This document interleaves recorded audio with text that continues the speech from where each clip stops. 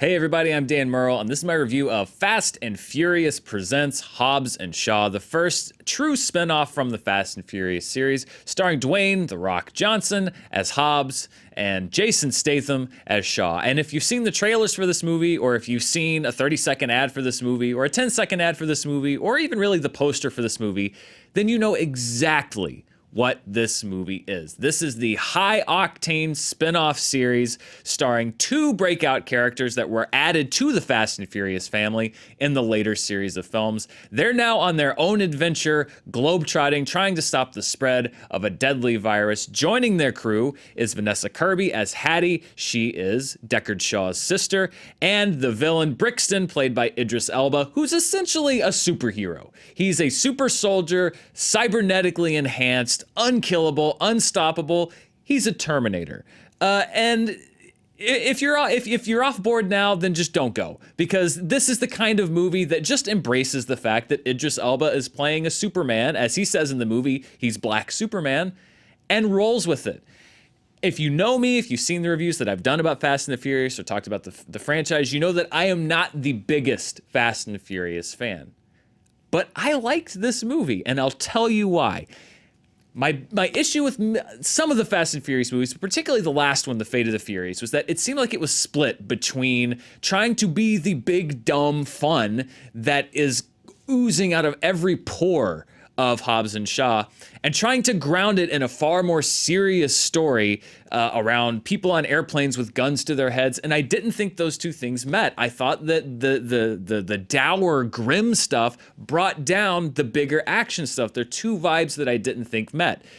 This movie does away with anything dour or grim or serious and goes 100% for the we're gonna buckle you into your seat and throw as many things into your eyes for the next, well, we'll talk about the runtime. But why I liked Hobbs and Shaw in general, and I'll talk about some things that I didn't quite like as much in a minute, but why I liked the movie in general was that it is a completely unpretentious, self-aware, stupid movie. And a lot of times I'll review a movie like Jurassic World or a Fast and the Furious movie, and I don't like those movies. And people's like, well, it's just dumb fun. It's like, but I don't think those movies are, because a lot of times they're trying to add something on top of the dumb fun. They're trying to masquerade it as something more serious, masqueraded as something more complex than it really is. And what this movie is not afraid to do is put Jason Statham and The Rock, Dwayne Johnson, in a room and just let them insult each other for 2 or 3 minutes, 5 or 6 or 7 times during the movie. There are cameos in this movie that pop up. These characters have no reason to be there except to make the audience laugh, which is what they do.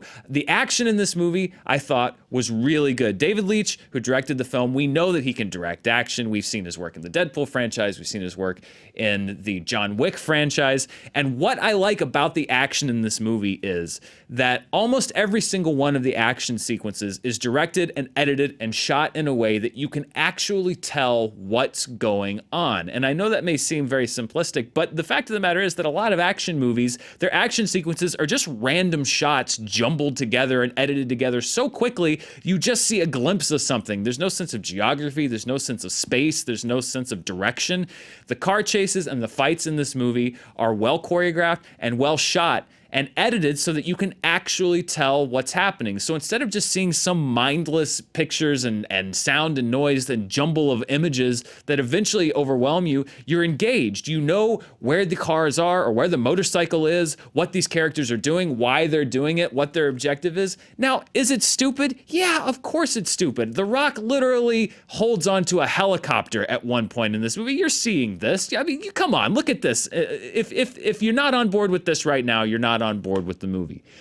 But I liked Hobbs and Shaw because it has a charming lead duo of actors. It was smart to spin Dwayne Johnson and Jason Statham off into their own movie. It is funny. They have a great chemistry together. Vanessa Kirby, I thought, was a great entry into, they make a great trio. They do a lot with the group dynamics between them. Idris Elba knows exactly what villain he's playing. He plays it as big as he needs to play it, no bigger and no smaller. Now, this would be an absolutely 100% enthusiastic, definitely go see it review from me if the movie were about an hour and 40 minutes long. The big problem that I had with Hobbs and Shaw is that they won me over and they were feeding me a lot of stuff that I liked, but they fed me way longer and far past the time that I was full and about to throw up than they needed to be. Hobbs and Shaw is about 2 hours and 15 minutes long. I think it is way too long. It was testing the limits of my patience by the end of it because, you know, a lot of the movie goes to The Rock's roots in Samoa and brings in a lot of that culture, and that's great, and I love that it's in the movie, but there are 3 or 4 or 5 different acts in this movie. Every time you think it's over, you're ramping up to another big action sequence. I don't think it needs to be as long as it is. I think it could have been 30 minutes shorter and really just been a pedal to the metal, absolute, like, beginning to end joyride. It was a bit of a slog for me. I think they gave me too much of a good thing. I didn't want as much Hobbs and Shaw as they gave me, but I liked what they gave me enough to say that if you like the Fast and the Furious movies, you like these 2 actors, I think you're going to enjoy the movie. I enjoyed it on the level of just a pure summer spectacle movie that did not have any pretensions of being anything else than something that people are going to go to and clap and cheer and forget about probably 2 or 3 minutes after they walk out of the theater.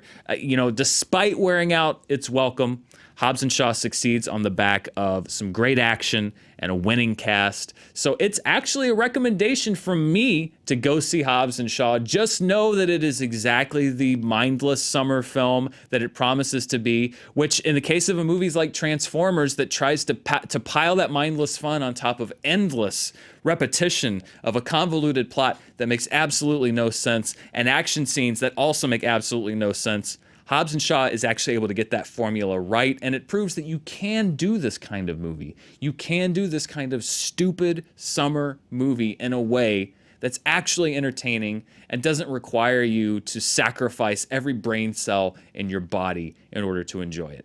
So that's a recommendation for me on Hobbs and Shaw. What did you think of the movie? Let us know in the comments below. And as always, please stay tuned to us here on Fandom Entertainment. We'll be bringing you the latest reviews and the latest news as it breaks. Thanks for watching. See you next time.